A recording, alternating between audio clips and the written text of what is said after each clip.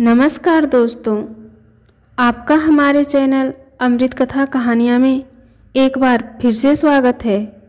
एक समय की बात है, धन के देवता कुबेर को अपने धन पर बहुत अभिमान हो जाता है। वह सोचते हैं, मैं दुनिया में सबसे ज़्यादा धनवान हूँ, मुझे अपने धन का प्रदर्शन करना चाहिए। ऐसा सोचकर उन्हें ख्याल आता है कि क्यों ना मैं देवताओं को एक एक दिन अपने महल में भोजन का निमंत्रण दूं और सबको अपना धन वैभव दिखाऊं। ऐसा सोचकर वह सर्वप्रथम भोलेनाथ को अपने महल में भोजन करने का निमंत्रण देने कैलाश पर्वत गए। भोलेनाथ उनकी मनसा समझ गए। कुबेर का अभिमान समाप्त करने के लिए उन्होंने कुबेर से कहा, मैं आपका आमंत्रण स्वीकार नहीं कर सकूंगा, लेकिन मैं अपनी जगह गणेश को आपके साथ भेज देता हूँ। यह सुनकर कुबेर ने सोचा, मुझे तो अपना धन वैभव दिखाना है, भोलेनाथ ना सही, उनका पुत्र ही सही। वे हाँ कर देते हैं और गणेश जी को अपने साथ लेकर अपने महल पहुँचते हैं। महल पहुँचते ही कुबेर गणपति को अपना धन ऐश्वर्य दिखाना शुरू कर देते हैं।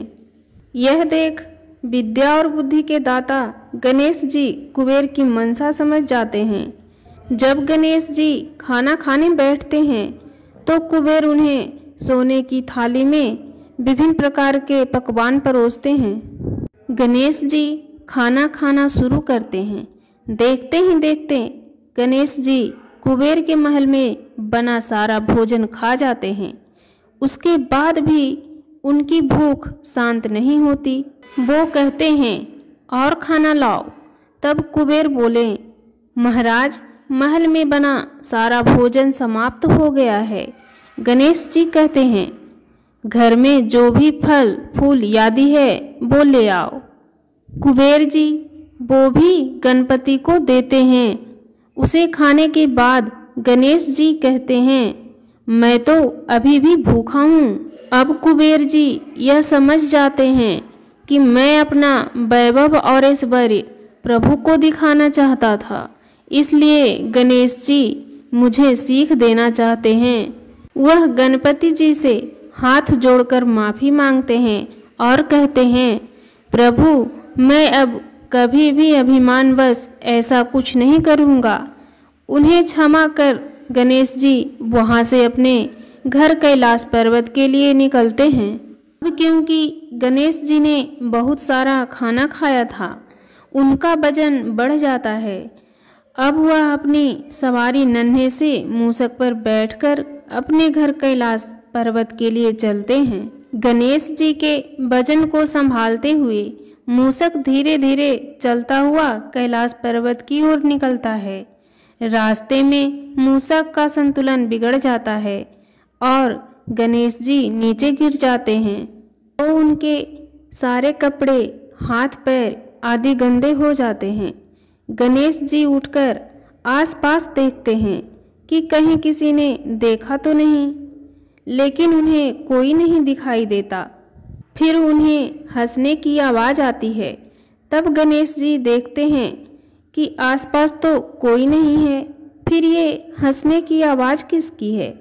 गणेश जी की नज़र आसमान में चंद्रमा पर पड़ती है, जो उन्हें देखकर हंसते हैं।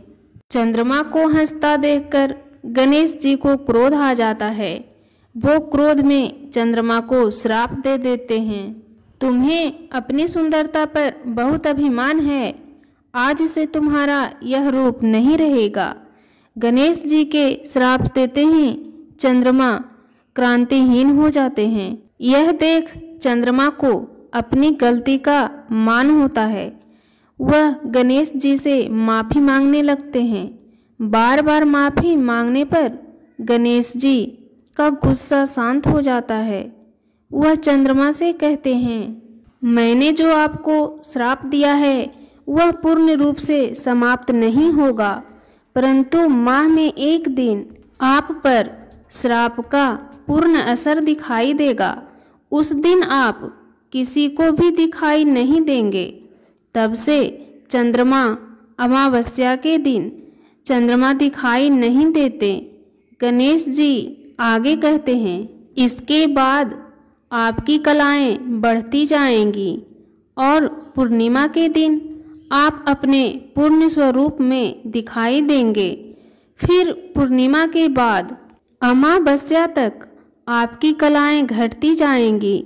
साथ ही गणेश जी उन्हें एक वरदान देते हैं, हर चतुर्थी पर जब मेरी पूजा होगी आपकी भी पूजा की जाएगी।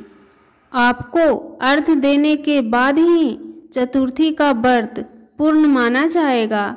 साथ ही साथ गणेश जी कहते हैं, क्योंकि आज गणेश चतुर्थी है और आपने मेरा अपमान किया है, इसलिए आज के दिन यदि कोई भी आपको देख लेगा तो वह कलंक का भागी बनेगा।